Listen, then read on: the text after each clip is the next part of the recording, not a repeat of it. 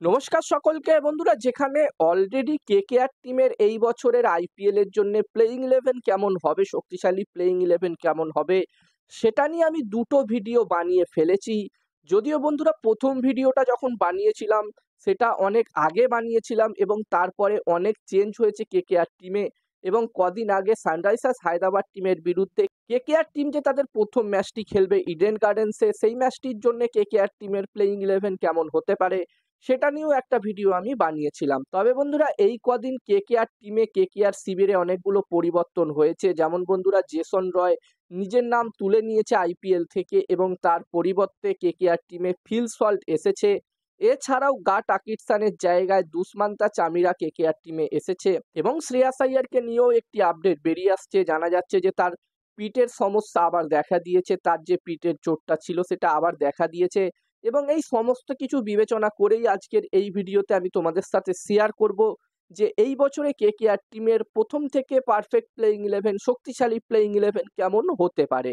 তোমাদেরকে বলবো তোমরা ভিডিওটাকে স্কিপ করো না, পুরো ভিডিওটা দেখো এবং ভিডিওটা দেখার পরে ভিডিওটা ভালো লাগলে অবশ্যই একটা লাইক করো। যেখানে বন্ধুরা কেকেআর টিমের হয়ে এই বছরে ওপেনিং করতে পারে, এই প্রথম ম্যাচ থেকেই ওপেনিং করতে পারে ফিল সল্ট এবং ভেঙ্কাটেশ আইয়ার। বন্ধুরা আমার মতে এখানে ভেঙ্কাটেশ আইয়ার এবং ফিল সল্ট এই দুজনকে দিয়েই কেকেআর টিম ওপেনিং করাবে এই বছরের আইপিএলে। যেখানে বন্ধুরা গুরবাজও আছে কেকেআর টিমের কাছে, তবে আমার মতে এখানে কেকেআর টিমের অবশ্যই ফার্স্ট চয়েস হবে ফিল সল্ট এবং 3 নম্বর পজিশনে খেলবে শ্রেয়াস আইয়ার। যেখানে বন্ধুরা শ্রেয়াস আইয়ার কিন্তু আইপিএল এর প্রথম ম্যাচ থেকেই অ্যাভেলেবেল থাকছে।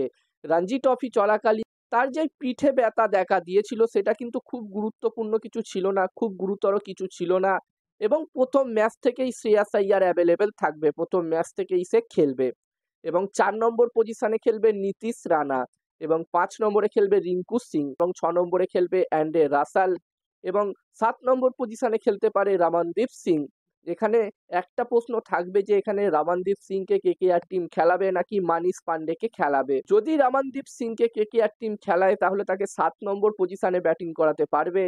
তবে যদি এখানে মানিশ পান্ডেকে খেলায় কেকেআর টিম তাহলে মানিশ পান্ডেকে কিন্তু ওপরের দিকে ব্যাটিং করাতে হবে। এবার দেখার বিষয় থাকবে এখানে কেকেআর টিম কি সিদ্ধান্ত নেয়, কাকে খেলায় প্লেইং ইলেভেনে। এবং এরপরে 8 নম্বরে খেলবে সুনীল নারায়ণ, 9 নম্বরে খেলবে মিচেল স্টার্ক, 10 নম্বরে খেলবে বরুণ চক্রবর্তী এবং 11 নম্বর পজিশনের জন্য এখানে কেকেআর টিমের কাছে দুটো অপশন আছে, দুটো চয়েস আছে। যেহেতু বন্ধুরা এখানে মিচেল স্টার্ক একজন বাঁহাতি পেস বোলার খেলবে, তাই এখানে চেতন সাকারিয়াকে হয়তো প্লেইং ইলেভেনে সুযোগ দেওয়া হবে না এবং এখানে বৈভব অরোরা না হলে হর্ষিত রানা, এই দুজনের মধ্যে যে কোনো একজনকে প্লেইং ইলেভেনে সুযোগ দেওয়া হবে। এবার দেখার বিষয় থাকবে কেকেআর টিমের ফার্স্ট চয়েস কে থাকবে, হর্ষিত রানা নাকি বৈভব অরোরা। তোমাদের কি মনে হচ্ছে তোমরা কমেন্ট করে জানাতে পারো। এবং সাবস্টিটিউট প্লেয়ারের কথা বললে, ইম্প্যাক্ট প্লেয়ারের কথা বললে এখানে সাবস্টিটিউট প্লেয়ার হিসাবে, ইম্প্যাক্ট প্লেয়ার হিসাবে সুয়াস শর্মাকে কেকেআর টিম খেলাতে পারে। আর বন্ধুরা এখানে তোমাদের কি মনে হচ্ছে কেকেআর এর পারফেক্ট প্লেইং ইলেভেন কেমন হতে পারে এই বছরে আইপিএল এর জন্য? অবশ্যই তোমরাও নিজেদের গুরুত্বপূর্ণ মতামত অবশ্যই কমেন্ট করে কমেন্ট বক্সে জানিও।